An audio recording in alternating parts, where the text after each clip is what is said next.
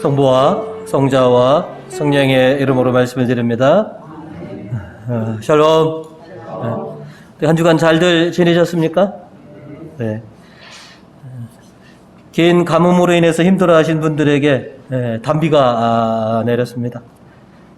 이제 장마가 시작되었다고 하니까 비를 잔뜩 품고 와서 또 적당하게 그리고 시원하게 그렇게 뿌려주었으면 합니다.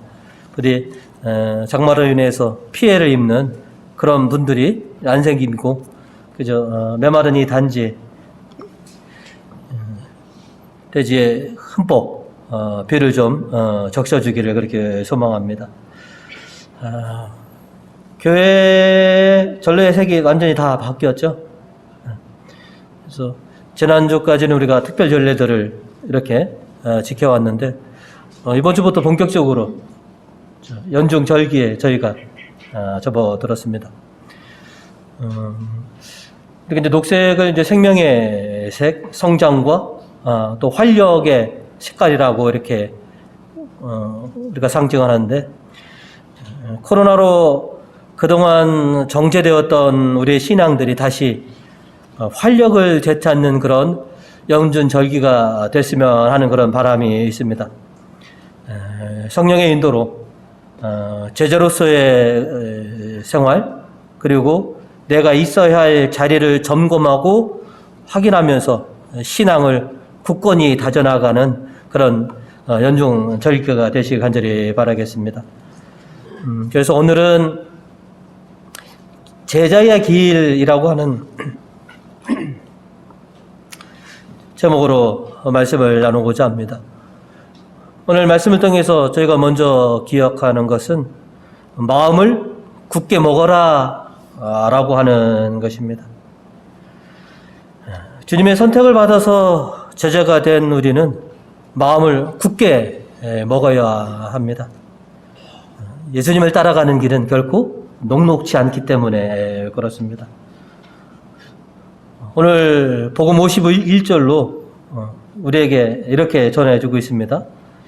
예수께서 하늘에 오르실 날이 가까워지자 예루살렘에 가시기로 마음을 정하시고, 예수님께서도 이제 예루살렘에 올라가셔서 십자가의 운명을 이렇게 받아들이시기 위해서는 당신께서도 마음을 굳게 그렇게 먹으셔야만 했다.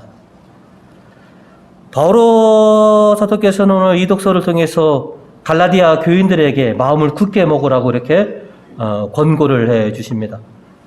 오늘 그 1절에 이 독서 1절의 말씀입니다. 그리스도께서 우리를 해방시켜 주셔서 우리는 자유의 몸이 되었습니다. 그러니 마음을 굳게 먹고 다시는 종의 멍에를 매지 마십시오. 주님께서 여러분을 죄로부터 자유의 몸으로 만들어 주셨으니 이제 마음을 굳게 먹어라. 이제 신자로서 살아가려면, 예수님을 따르는 제자가 되려면 굳센 결의가 있어야 한다라고 이렇게 바오로 사도도 말씀해 주십니다. 또 오늘 일독서를 보면 예언자 엘리야가 엘리사를 이렇게 제자로 삼는 그런 모습을 우리에게 보여주고 있습니다.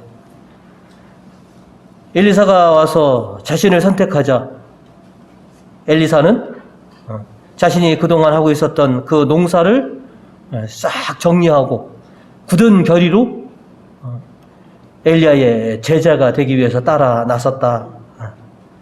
오늘 일독서 21절이죠.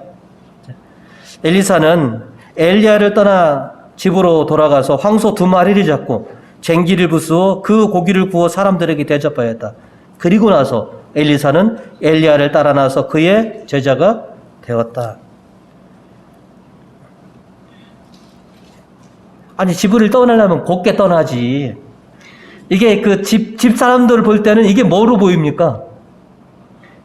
엘리사는 굳센 결이죠. 그런데 가족들은, 여러분, 황소 2마리면 지금 가격도 얼마입니까?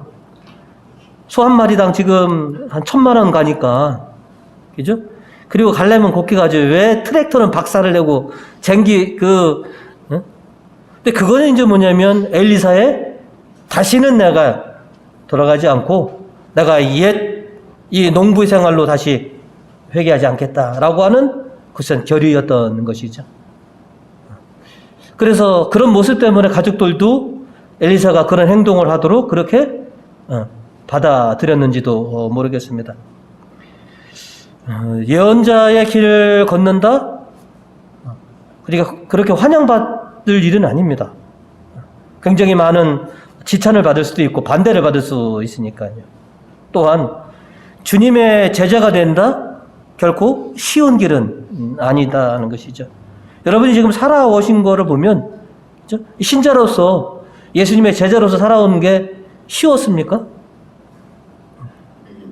그렇지 않았지 않습니까? 왜냐하면 저마다 각자가 짊어져야 할 제자로서 짊어져야 될 그런 십자가들이 있기 때문에 그렇습니다. 그래서 그 십자가를 지고 주님의 길을 따라가려면 굳센 결의가 있어야만 됩니다. 그래서 마음을 굳게 먹어라. 이렇게 우리에게 권고를 해주고 있는 것입니다. 바오로 사도가 마치 아들같처럼 여겼던 디모데 성인에게 권고의 말씀을 또 주신 것이 뭐냐면 디모데 후서 2장 3절의 말씀인데요. 그대는 그리스도 예수의 충성스러운 군인답게 그대가 받을 고난을 달게 받으십시오. 그냥 편하게 좋은 길로 가라라고 이렇게 하는 것이 아니라 네가 주님의 길을 가다 보면 네가 감당해야 될 십자가, 네가 받을 고난이 있다. 그거를 달게 받아라. 이렇게 디모데에게 말씀을 주십니다.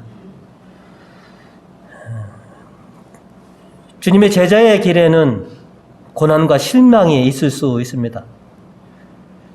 주님을 섬길 때 기쁘고 좋은 일도 있지만, 그죠? 어려움과 고비를 참고 견뎌야 할 그런 순간들이 어떻게 보면 더 맞는 것이 아닌가라고 하는 그런 생각이 들 정도입니다. 때로는 멸시와 조롱, 또 시련과 역경을 참고 견뎌야지만이 제자의 길을 우리가 다 마칠 수가 있습니다. 이제 주님의 부르심을 받아서 제자가 된 여러분, 마음을 굳게 먹고 어떤 시련과 고비 속에서도 참고 견뎌내실 수 있는 그런 우리 교우님들 되시기를 축원드립니다. 오늘 두 번째로는 성령의 인도를 따라라 라고 하는 것입니다. 우리가 신앙생활을 할 때, 제자의 길을 걸을 때 우리에게는 항상 선택의 순간들이 이렇게 놓여지는 것 같습니다. 그러고 보면 매 순간이 선택의 연속이다라고 해도 아마 과언이 아닐 것입니다. 바오로 사도께서 갈라디아 교인들에게 바로 그런 순간에 성령의 인도를 따라서 참된 제자의 길을 가라라고 이렇게 권고를 해주고 계십니다. 자, 오늘 이 독서 16절과 17절을 같이 한번 읽어 보실까요? 자, 내 말을 잘 들으십시오. 육체의 욕정을 채우려 하지 말고 성령께서 이끄시는 대로 살아가십시오. 육체의 욕망은 성령을 거스리고 성령께서 원하시는 것은 욕정을 거스립니다. 이 둘은 서로 반대되는 것이기 때문에 여러분은 자기가 원하는 그런 일을 할 수가 없게 됩니다. 참 안타까운 일인 거죠.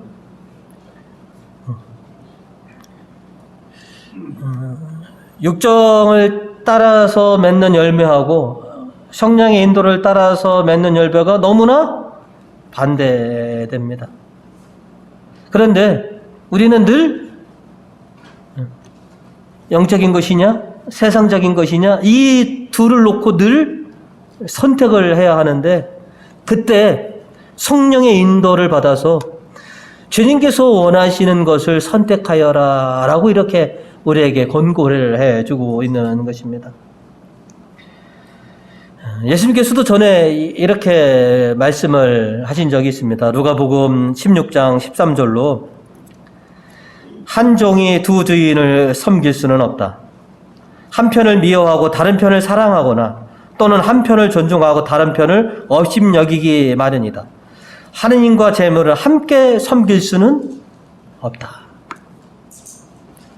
우리에게는 때로는 어떻게 분들은 참담한 그런 말씀으로 받아들이는 분들이 있습니다. 하느님과 재물을 다 가질 수 없다?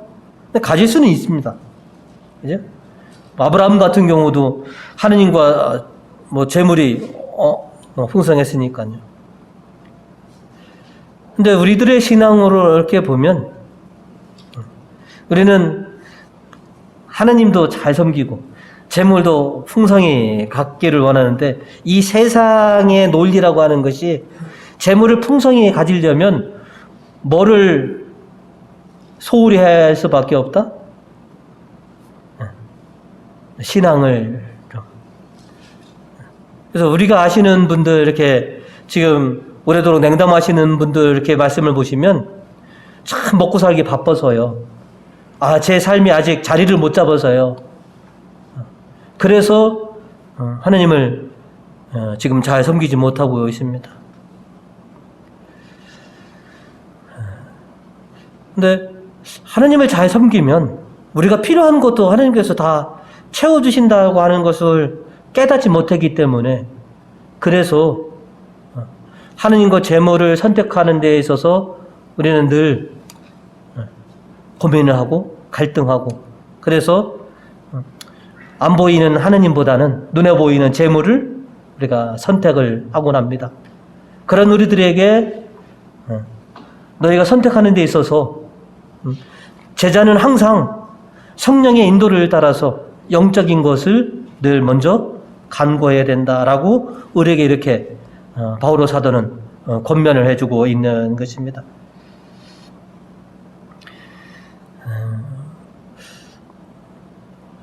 어떤 선택을 해야 될 때 실은 여러분 많은 고민을 하시죠.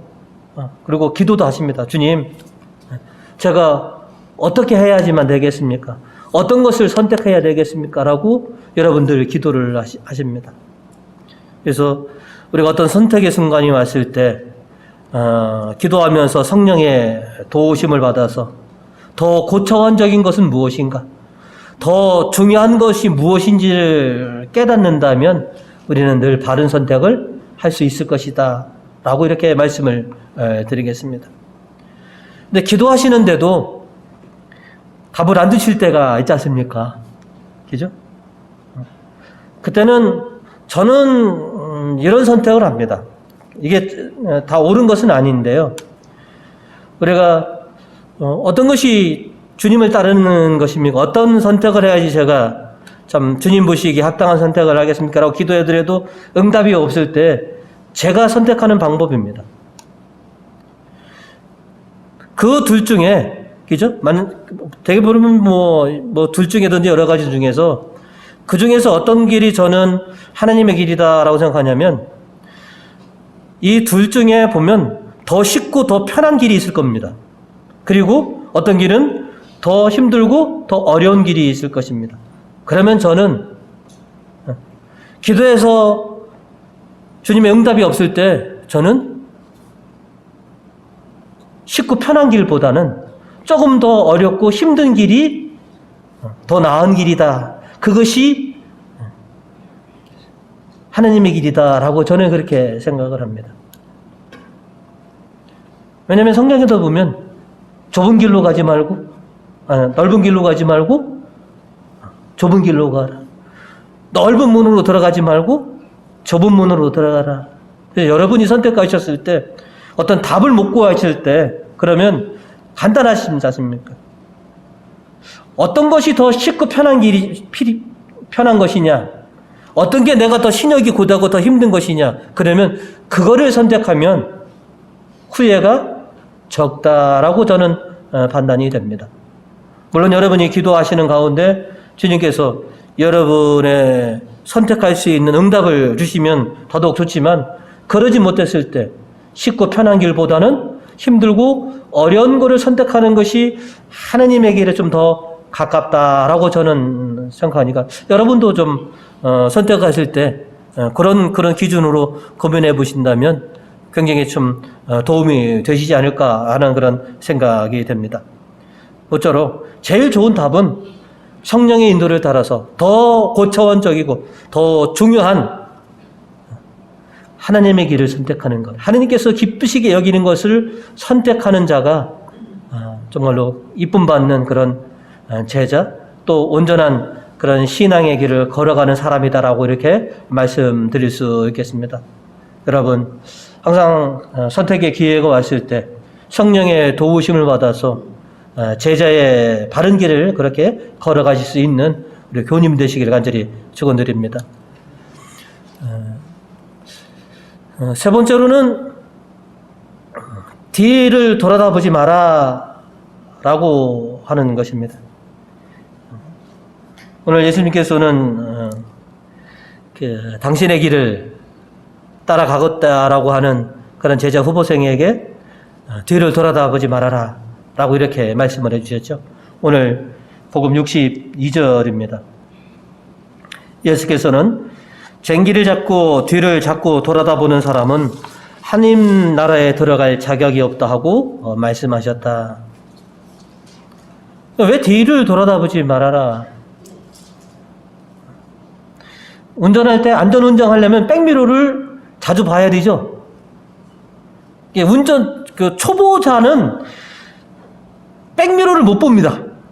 그죠? 그러나 운전 능숙하신 분들은 사이드미러도 보고 백미러도 보고 그래야지만이 내가 안전운행을 할 수 있으니까요.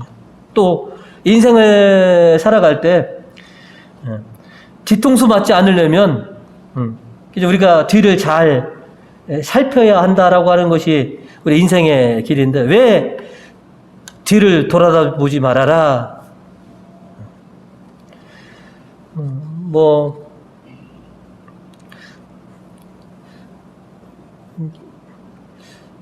몇 번을 더 하려다 보면 예수님께서 장례도 못 지나게 하셨을까? 그죠? 작별 인사도 못하게 하셨을까? 아마 그거는 저는 이렇게 해석을 합니다. 지금 상이 당했다면 지금 예수님하고 길거리에서 만날 일이 없지 않습니까? 그죠? 근데 다만 뭐냐면 이제 누군가가 아버지나 누군가가 뭐냐면 위중하시다는 것이죠. 그래서 돌아가시고 난 다음에 제가 홀가분하게 자식된 놀이는 다 하고 나서 제가 따라가겠습니다. 저는 이렇게 받아들입니다. 그리고 작별 인사 보면 엘리야가 허락해서 작별 인사 했지 않습니까? 근데 뭐냐면 가서 가족들에게 또 설명하다가 뭐냐면 또 발목 잡혀서 다시 주저앉히는. 왜냐면 제가 신학교의 동기들 이렇게 보고 보면 지금 성직자의 길을 가지 못하는 분들 많은 분들이 보면 가족들이 그래서 좀 그런 차원이 아닌가 생각이 됩니다. 그리고 여기서 뒤를 돌아다보지 말아라 라고 하는 것은 과거로 자꾸 회귀하고자 하는 옛날이 좋았다라고 하는 옛날이요 라고 하면서 그래서 그런 뒤를 또 그리워하는 것 그런 거를 하지 말아라 라고 하는 것이죠. 옛날 이스라엘 백성들을 이렇게 보시면 출애굽 후에 광야 생활 동안에 시작하면 무슨 일이 있느냐 하면 옛날이요 하면서 에집트에 있었더라면 에집트로 좀 돌아갔으면 하는 그런 일로 모세와 하나님께 얼마나 많이 대들었습니까? 그 성경적 근거로 민수기 14장 2절과 4절에 보시면 그들이 이렇게 이제 얘기를 합니다. 온 이스라엘 백성이 모세와 아론을 원망하였다. 차라리 우리가 에집트 땅에서 죽었다라면 좋았을 것이다. 아니, 이 광야에서 죽었더라도 더 좋았겠다. 4절로 보시면 이렇게 수선을 피우며 그들은 지도자를 하나 뽑아 세우고 이집트로 돌아가자고 서로 의논하였다. 이집트에 있을 때는 비록 종이라도 기름지고 배불리 먹었었는데 라고 하는 것. 옛날이요 라고. 옛날이 좋았다 라고 하는 것들. 그래서 과거로 돌아가지 말아라. 저는 그렇게 말씀을 받아들였습니다. 또 우리가 잘 아는 아브라함의 조카 며느리, 그죠? 롯의 부인. 소돔과 고모라가 멸망할 때 살려거든, 그죠? 뒤도 돌아보지 말아라. 그런데 이 롯의 부인이 어떻게 했습니까? 왜 뒤를 돌아다봤다고 여러분이 생각하십니까? 불꽃놀이가 보고 싶어서? 저 소돔과 고모라가 어떻게 멸망하는지 보고 싶어서?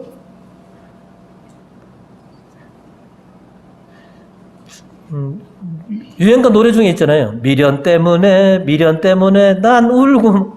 그러니까 지금 소돔과 고모라에 놓고 온 수많은 것들이 있지 않습니까? 지금 위급하게 이제 소돔과 고모라를 빠져나올 수밖에 없으니 거기 있는 가산들을 정산을 했겠습니까? 뭘 정리했겠습니까? 그래서 결국 뭐 때문에? 그러면 미련 때문에. 뭐에 대한?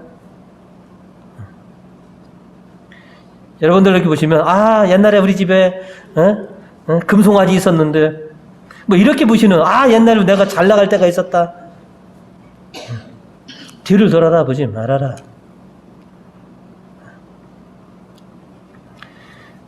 누가복음 17장 31절과 32절로 예수님께서 하신 말씀이 그날 지붕에 올라가 있던 사람은 집안에 있는 세간을 꺼내려 내려오지 말라. 밭에 있던 사람도 그와 같이 집으로 돌아가서는 안 된다. 롯의 아내를 생각해 보아라. 그러니까 롯의 부인이 결국은 뭐예요?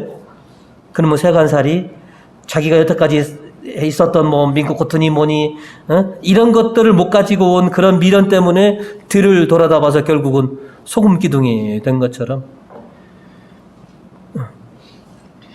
재물에 대한 욕심, 개인적인 이유 때문에 주님을 등지지 말아라 하는 것입니다. 지난날 옛 교우들을 보면 처음에는 믿음과 또한 열심을 가지고 신앙생활을 했지만 시간이 흘러감에 따라서 점차 그 처음 지녔던 그런 믿음과 열심이 사라지고 결국 세상으로 돌아간 그런 교우들이 굉장히 많습니다.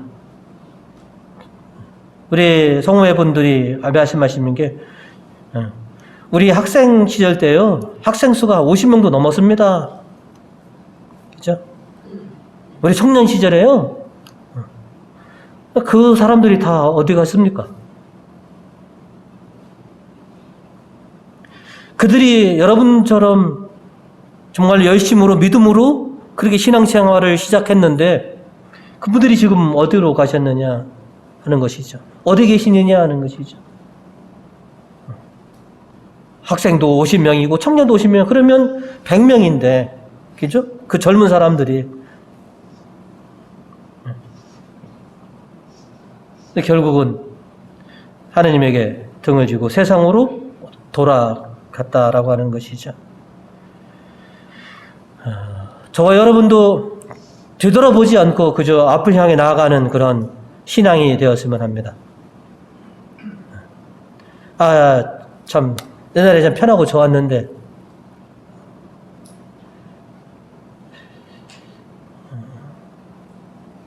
제가 몇 주 동안 이렇게 보시면 미사 끝나고 광고 시간에도 그 광고도 하고 이렇게 열을 내는 것은 우리가 코로나 시대로 인해서 우리의 신앙들이 굉장히 정체되어 있죠. 주춤해 있지 않습니까? 여러분, 지난 10년을 이렇게 돌이켜보면 여러분이 정말로 뜨겁고 열심을 했던 그 믿음이 이 코로나 2년이 결국은 어떻게 됐느냐? 다 주저앉히고 있는 그런 상황으로 제가 인식이 되었습니다. 여러분들의 그런 믿음과 열정이 이 코로나 2년이 그 10년을 다시 주저앉히고 있더라.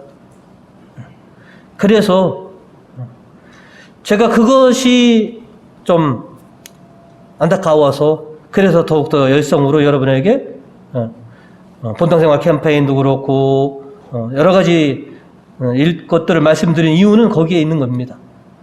그동안 여러분 믿음과 열심으로 지금껏 해왔는데 이 코로나 때문에 이제 코로나가 이제는 저희는 거의 이제 해방되어 있지 않습니까?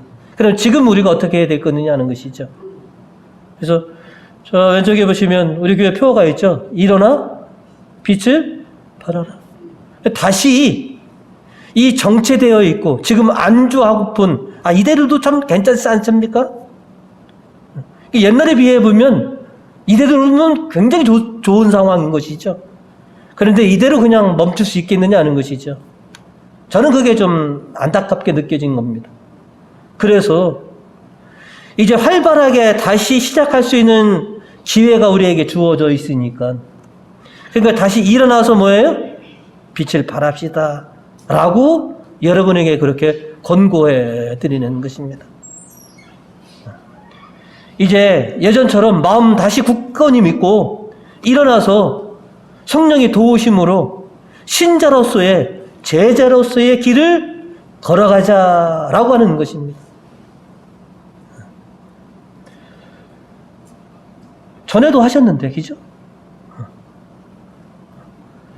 전에 더 어려운 때도 여러분이 좋은 결실들을 맺으셨는데 지금 다시 시작하면 더 좋은 결실을 맺을 수 있을 것이다 라고 저는 믿고 있습니다. 그래서 여러분 다시 물론 10살이라고 하는 나이를 더 드셨죠. 하지만 전에도 저한테 그랬습니다. 아유 제 나이가 70인데요. 그죠? 지금 뭐 80 되셨더라도 그때 얘기했던 게 뭐냐면 아브라함이 새 출발한 것도 75이고 모세가 새 출발한 것도 80인데 그죠? 지금 연령에 다시 시작한다? 늦은 것이 아닌 것이죠. 그래서 성령의 도우심을 받아서 제자로서 여러분이 걸어가야 될 길, 참고 견뎌야 될 것들을 감내하시면서 하나님께 우리가 기쁨의 열매를 돌려드릴 수 있는 그런 우리 교우님들 되시기를 주님의 이름으로 축원드립니다.